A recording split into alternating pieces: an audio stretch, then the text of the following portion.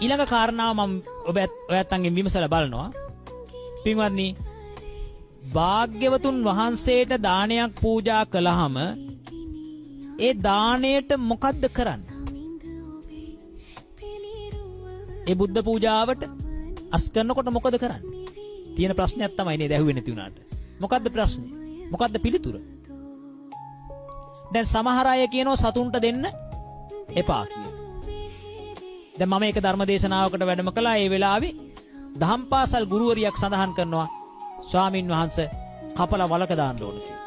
මං ඇහුවා මාවද කියලා. පින්වත්නි,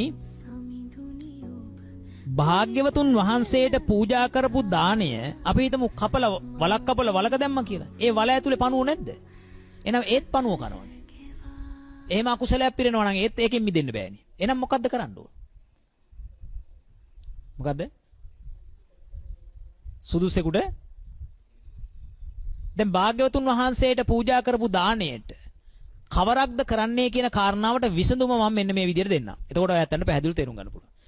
දැන් මම ඔය ඇත්තන්ගේ නිවසට වැඩියොත් ඔය ඇත්ත මට දවල් දානේ පූජා කරනවා. දානේ පූජා කරාට පස්සේ මම දානේ වළඳනවා. ඔය ඇත්ත මගේ පාත්‍රයේ සෝදාන්න අරගෙන යනවා.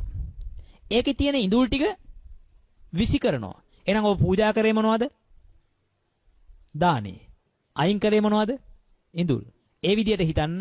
භාග්‍යතුන් වහන්සේට පූජා කරේ මොනවද? දානේ. භාග්‍යතුන් වහන්සේගේ මේසේ මතින් ඉවත් කරන්නේ මොනවද? ඉඳුල්. ඉඳුල් ටික කාට දැම්මත් ප්‍රශ්නයක් නැහැ. දැන් තේරුණාද? ඒක සරල කිසිඳු අකුසලයක් සිද්ධ වෙන්නේ නැහැ. කුසලයක් වෙන්නේ මෙන්න මෙහෙමයි. භාග්‍යතුන් වහන්සේට බුද්ධ පූජාව තිබ්බහම ඒ කුසලයේ අම්මට රැස් වෙනවා. ඊට පස්සේ බුද්ධ පූජාව ඉවත් කරාන් පස්සේ බුද්ධ පූජාවේ ආසනය සුද්ධ කිරීමේ කුසලය වෙනම රැස් වෙනවා. ඊළඟට අම්මා බුද්ධ පූජාවේ ආසනය සුද්ධ කරලා ඉඳුල් ටික ඉඳුල් භාජනයට දාලා ඒ ඉඳුල් භාජනයෙන් අරගෙන තව සතෙකුට දැම්මහම තව අතිරේක කුසලයකුත් වෙනවා. හැබැයි මේසය මත තියෙද්දි බුද්ධ පූජා මේසය මත තියෙද්දි සතෙකුට අරගෙන යන්න එපා. ඒ බුද්ධ පූජාවයි ඔයා අයින් කරන්නේ. බුද්ධ පූජාව අයින් කරන්න. එතකොට බුද්ධ පූජාව දැන් ඔබ අයින් කරලා තියෙන්නේ. දැන් ඒක ඉඳුල්. ඒ ඉඳුල් ටික ඔබ දානවා කොහෙටද? කුණු කූඩයකට දානවා. ඒ දාලා ඉවර වෙලා ඒ අයින් කරාට පස්සේ අන්නේ ඉඳුල් ටික අරගෙන ගිහිල්ලා සතෙකුට දැම්මට කිසිදු ගැටලුවක් නැත. ඒ කියන්නේ බුද්ධ ආසනයේ තියෙද්දි හිතන්න එපා. බුද්ධ ආසනයේ තියෙද්දි ඔබට හිතුනොත් එහෙම මේ ටික මට දැන් බල්ලෙකුට පූජා කරන්න පුළුවන් කියලා ඒක නුසුදුසුයි. ඒක බුද්ධ පූජාව හොරාගත්තා වගේ වැඩක් වෙන්න පුළුවන්. ඒක ඔබේ ඉඳුල් භාජනයකට අරගෙන ඊට පස්සේ ඔබට පුළුවන්කම